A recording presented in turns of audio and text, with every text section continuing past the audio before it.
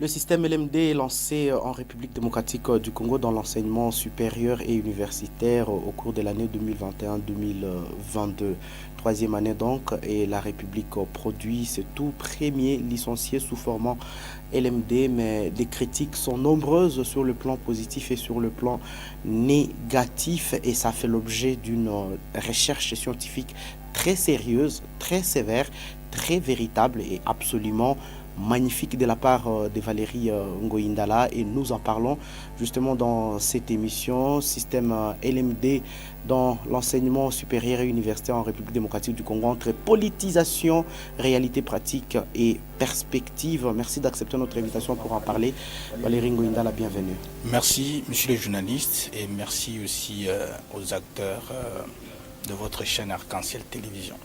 Alors, vous êtes déjà un habitué de l'émission. Plusieurs émissions nous avons produites avec vous. Vous êtes connu sous plusieurs casquettes.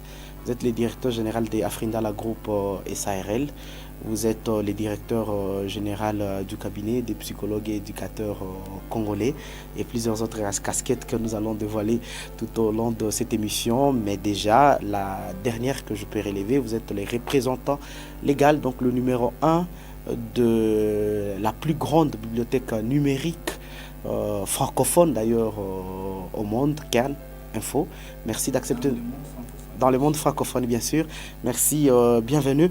Alors, conformément à ce que vous avez écrit, cette recherche que vous avez produite, certainement, le système LMD divise aujourd'hui le monde scientifique. Certains voient un instrument de progrès, mais d'autres continuent à dénoncer ce qu'il y a comme précipitation qui a amené à l'implantation de ces systèmes, mais aussi son inadéquation par rapport au contexte congolais. Et c'est à ce niveau-là que vous parlez justement en disant entre politisation et réalité pratique. Effectivement, comme vous venez de le dire, les systèmes LMD, c'est un système qui a suscité beaucoup de débats dans le monde scientifique, dans la société civile, y compris même dans les mondes politiques, etc.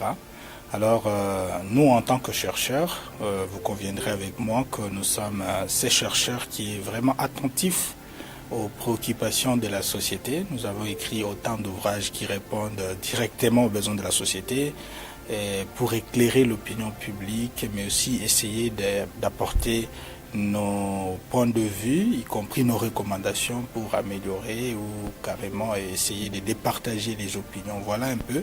Alors ça a suscité notre attention par rapport à ces débats. Il y a justement ceux qui sont pour, il y a ceux qui sont contre, il y a ceux qui titillent un peu.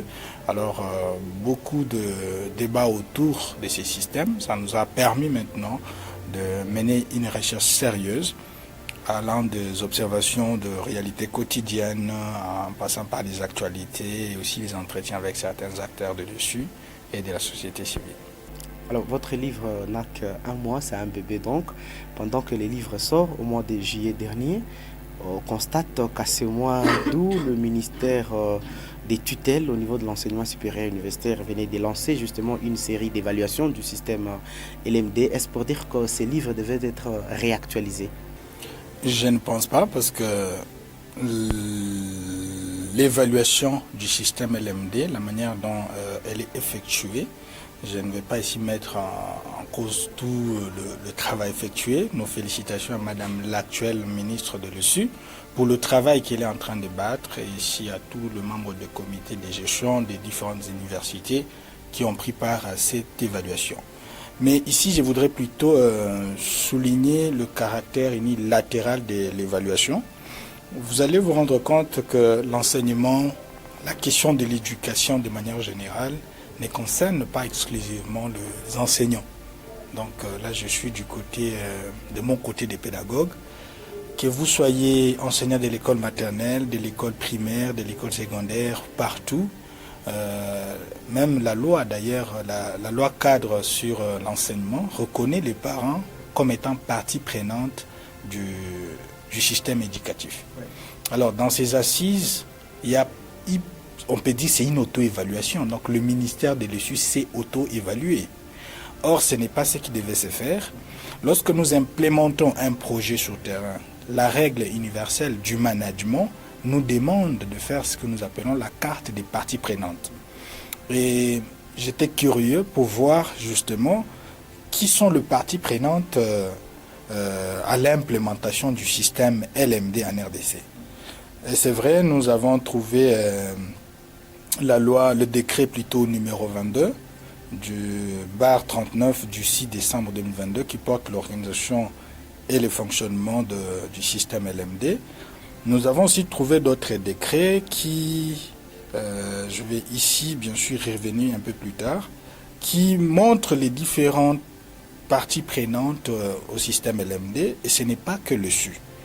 Il y a aussi bien sûr les acteurs de la société civile, il y a même d'autres ministères tels que le ministère de la fonction publique, le ministère même des NTIC en fait, voilà, de la recherche innovation, des nouvelles technologies.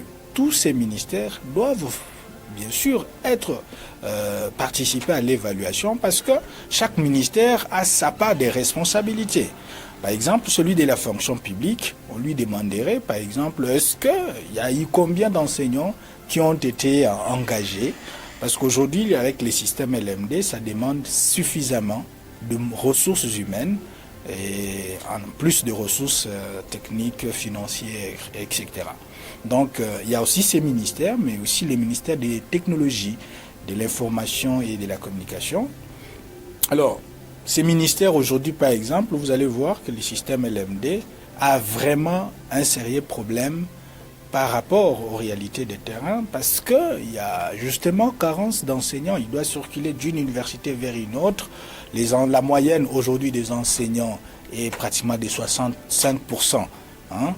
Selon les statistiques que j'ai obtenues à la direction de l'enseignement à distance et en ligne. Donc, 65 ans d'âge. 65 ans d'âge, la moyenne pour les enseignants congolais à l'université. Alors, vous allez vous rendre compte que ce sont des gens qui sont déjà un peu âgés, ils ont suffisamment besoin du repos. Alors, se déplacer à tout moment, aller d'une université vers une autre, ça pose problème. Par conséquent, il y a des institutions d'enseignement supérieur aujourd'hui dans notre pays où nous parlons, ils n'ont même pas atteint la moitié du programme, où ils l'ont atteint en s'appuyant sur les étudiants, et plutôt les assistants qui sont pratiquement le licencié. Est-ce que dans les systèmes LMD, un licencié va enseigner notre licencié, ce qui est interdit d'ailleurs par le ministère. Donc il y a des défis comme ça, mais si on intégrait les nouvelles technologies de l'information et de la communication, d'ailleurs je salue le ministère qui est en train bien sûr de travailler, aussi au travers la direction DOD, je crois quelque chose comme ça, direction de l'enseignement à distance et en ligne. Et ils sont en train de travailler activement pour justement qu'il y ait l'implémentation de l'enseignement à distance ou en ligne dans le SU en RDC. On va vraiment y revenir, mais déjà, quand on regarde les réalités du terrain que vous avez énuméré à travers cette recherche, là aussi on va s'attarder un instant. J'aimerais savoir d'abord votre propre position en tant que scientifique. Vous êtes du côté de ceux qui pensent que c'est vraiment l'instrument qu'il fallait pour faire progresser le système éducatif congolais, ou quand vous regardez ces réalités que vous avez justement énumérées, vous êtes des côtés de ceux qui pensent que tout était précipité en mettant sur pied les systèmes LMD? Je suis plutôt de tous les deux côtés. Donc le système LMD, c'est un très bon système, qu'on ne se voile pas la face. Le système LMD permet d'avoir des pièces de diplôme qui sont lisibles à l'échelle internationale. Ça facilite l'intégration socio-professionnelle des étudiants. Ça permet tout ce qu'il permet. Voilà, de manière générale, c'est un très bon système. Mais les questions les plus préoccupantes se posent dans le processus d'implémentation. Comme je le disais, dès le départ, il y a eu politisation, je peux le dire, et je vais le prouver, politisation dans l'implémentation. Parce que qui sont ces parents qui ont été consultés par les ministères avant le lancement? Parce que l'actuelle ministre, Madame la ministre, a souligné bien sûr que l'évaluation d'un système se fait avant, pendant et après. Mais avant, qui était le partie prenante dans cette évaluation? Est-ce qu'il y avait les parents qui ont pris part à l'évaluation? Est-ce qu'il y a les étudiants qui ont pris part à l'évaluation? Est-ce que même les acteurs sur le terrain ont pris part à l'évaluation? Je ne pense pas. Qu'est-ce qu'on a fait avant? On a retenu quelques enseignants à travers le pays qui ont, bien sûr, qui ont été présentés sous cette casquette d'experts, qui sont partis à Kinshasa. Dans ces travaux, ils ont élaboré ce qu'ils appellent aujourd'hui, ce que nous appelons aujourd'hui les maquettes, donc pratiquement le programme. Et malheureusement, lorsque ces programmes sont venus sur terrain, il y a même eu beaucoup de frustration à travers les pays. On a retrouvé que 2 cours qui devaient être vraiment le cours pionnier dans une filière quelconque étaient exclus. Et par conséquent, ce sont des choses qui ne reflétaient pas la réalité du milieu ou la réalité congolaise. Alors, ça pose problème déjà parce que les avis de toutes les parties prenantes n'ont pas été pris en compte dès le début. Donc, aucune consultation à la base ou une consultation restreinte aux experts. Et les parents ignorés, voire même les étudiants. Ils ont des représentations des étudiants à travers le pays. Ils avaient aussi les avis, ils avaient aussi les difficultés à présenter. Mais est-ce que ça a été pris en compte? Je ne pense pas. Ça, c'est la première phase. On a implémenté les systèmes LMD. Maintenant, dans l'implémentation, on se rend compte qu'effectivement, il y a beaucoup de frustrations, il y a beaucoup de problèmes qui se posent sur le terrain. Ouais. Il faut bien sûr initier une évaluation en cours. Nous félicitons le président de la République qui veille au bon fonctionnement des institutions et qui a aussi un œil regardant sur les systèmes éducatifs, au travers le ministère aussi de l'ESU, qui a bien sûr initié cette évaluation pour voir maintenant où en sommes-nous et où allons-nous. Maintenant, le grand problème aussi, comme je le disais, ce n'est qu'une évaluation unilatérale. Unilatérale parce qu'en lieu et place d'impliquer maintenant toutes les parties prenantes, c'est plutôt le comité de gestion qui, en général, nous savons bien sûr que ils sont nommés sous des recommandations politiques et ces comités de gestion arrivent à s'auto-évaluer pratiquement. Donc c'est pour dire, nous venons de mettre sur pied un système, nous l'évaluons nous-mêmes et les autres, voilà, à côté. Mais c'est là que je pense que il y a pas eu, en fait, ça ne fait pas une bonne mine. C'est là que je pense qu'il y a eu vraiment un non-respect de procédure. Comme je le disais, les parties prenantes n'ont pas été intégrées au processus dès le départ. Et même actuellement dans l'évaluation, ça n'a pas été pris en compte. Et c'est là que je voulais soulever le décret numéro 22/39 du 8 décembre 2023 portant organisation du système LMD, bien sûr, qui présente les rôles et des différents ministères ou des différentes parties prenantes. Et nous avons le SU, nous avons aussi d'autres ministères, parmi lesquels il y a la recherche scientifique et l'innovation technologique, et même celui de l'enseignement primaire secondaire, fait partie aussi des parties prenantes dans l'implémentation du système LMD. Est-ce que le ministère de l'EPST a envoyé ses représentants lors de l'évaluation? Je ne pense pas. Alors, si, à quoi ça sert d'être partie prenante, mais sans être consulté dans l'évaluation? Nous avons aussi le ministère qui ont en charge la formation professionnelle et le métier, les postes de télécommunications et nouvelles technologies. Je venais de le dire tout à l'heure, les NTIC ont une place de choix dans le LMD. Et beaucoup, la fonction publique, l'emploi, la prévoyance sociale et même l'entrepreneuriat. Parce qu'aujourd'hui, le système LMD est présenté comme un système qui facilite l'entrepreneuriat chez les jeunes. Alors, tous ces ministères, chacun devait être là pour voir quel est l'effort qui est fourni. Vous, le monsieur du numérique, qu'est-ce que vous avez fait actuellement pour que le LMD puisse s'appuyer sur le numérique pour bien fonctionner? Vous, de la fonction publique, les systèmes LMD exigent beaucoup d'enseignants, exigent beaucoup de ressources. Combien d'enseignants avez-vous mécanisé? Combien vous du budget? Combien d'enseignants avez-vous budgétisé? Ce sont des questions comme ça qui devaient plutôt nous préoccuper parce que sur terrain, qu'on ne se voile pas la face, la réalité est tout autre. Moi, je suis encore titulaire, donc je prends en charge un certain nombre d'étudiants. Je sais ce que ça fait d'arriver à la maison. Vous trouvez le jeune, vous lui demandez de vous expliquer ce qu'ils ont vu à l'école. Vous lui demandez les notes même, vous verrez qu'il n'a pas de notes. C'est vrai qu'on a interdit le syllabus, mais il y a toujours ces moyens de s'appuyer sur le numérique. Est-ce que vous consultez la bibliothèque? Non. il ne part même pas à la bibliothèque toute l'année jusqu'à la fin. Mais quelqu'un dans un système LMD, où il va faire 3 ans pour devenir licencié, mais il n'a jamais consulté la bibliothèque depuis le début de l'année. Et lorsque je vois ses notes, il n'y a pratiquement rien. Le bloc-notes que je lui ai acheté, c'est pratiquement quelques pages. Est-ce que vous faites la descente souterrain? Oui. Dans quelle institution? INPP. Parfait. Bon, il y a d'autres qui descendent dans d'autres institutions, mais pour l'un de mes encadrés, c'est l'INPP. Ok, parfait. Qu'est-ce que vous faites à l'INPP? On nous forme encore. Donc, il y part de la théorie à la théorie. Et ça, nous sommes dans un système qu'on appelle LMD, qui va faciliter l'insertion socio-professionnelle de ces jeunes. Alors, si je me mets à la place de ces jeunes que je suis en train de sponsoriser, je vois comment ils sont sacrifiés. Comment ils sont sacrifiés parce qu'il y a beaucoup de choses sur le terrain qui se passent qu'on n'arrive pas à nous montrer. Et par conséquent, bon voilà, on sait bien sûr, nous sommes pratiquement dans une société où dire la vérité, ça fait peur. Parce que même ce que je dis, c'est pas tout le monde qui va le prendre d'un bon œil. Mais en tant que leader de jeunes, parce que je suis président de l'association panafricaine pour l'encadrement et la formation de la jeunesse, et aussi un enseignant-chercheur. Donc je suis enseignant universitaire au-delà de tout, mais aussi en tant que chercheur, qui s'appuie sur des preuves réelles, avec des sources crédibles.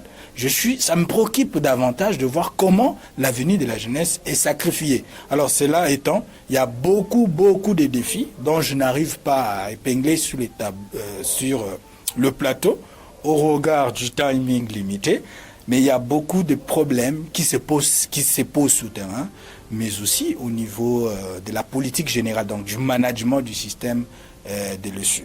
Toutes ces réalités doivent être repensées urgemment et très vite, sinon, vous l'aviez dit à travers cette recherche, on risque d'avoir les apprenants qui sont à l'avance par rapport à leurs enseignants, parce que les méthodes pédagogiques restent traditionnelles et obsolètes. On n'a pas de matériel, on n'a pas de financement, on n'a pas de la recherche, on ne sait pas évaluer tous ces étudiants-là, ces enseignants-là, les amphithéâtres sont toujours pléthoriques. Tout ça doit être révisité trop vite. Effectivement, c'est là que je disais, lorsque je parlais de la question du numérique, j'ai dit d'ailleurs, dans les instructions académiques, on parle du numérique comme d'un grand apport pour les systèmes LMD.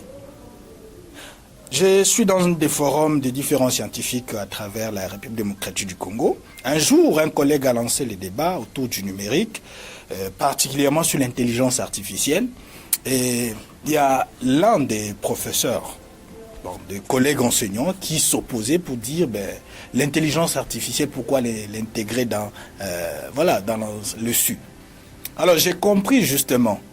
Vous voyez par exemple l'âge dont je vous ai dit, l'âge moyen d'un enseignant congolais, c'est 65 ans.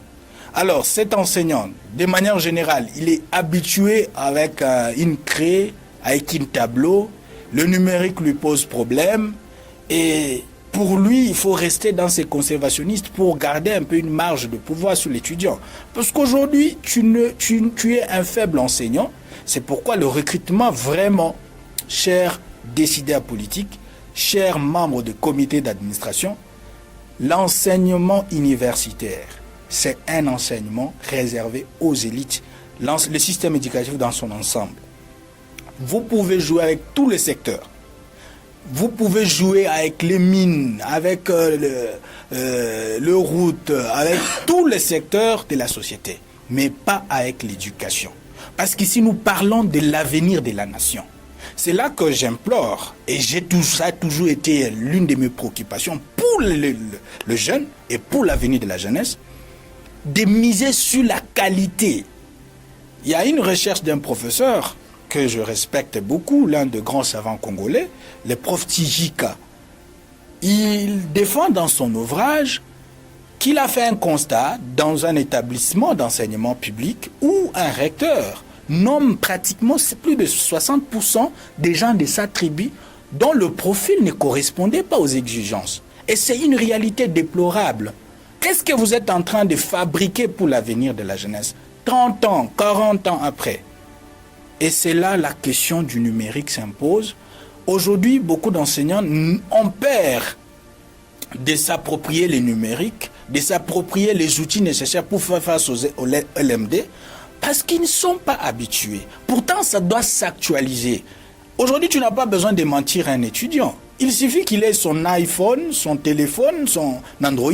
Il a accès à toutes les connaissances que toi, tu devais lui apporter dans un syllabus. Il a l'intelligence artificielle avec lui. Aujourd'hui, on a beaucoup besoin des enseignants qui réfléchissent et qui ont de la matière, qui accompagnent l'enfant à développer ses compétences et à pouvoir être utile à la société. Et donc, c'est là, je vais terminer par rappeler, bien sûr, pour cette phase, que la direction de l'enseignement en ligne et à distance, dont je salue M. Thierry Abanki Ipama, les directeurs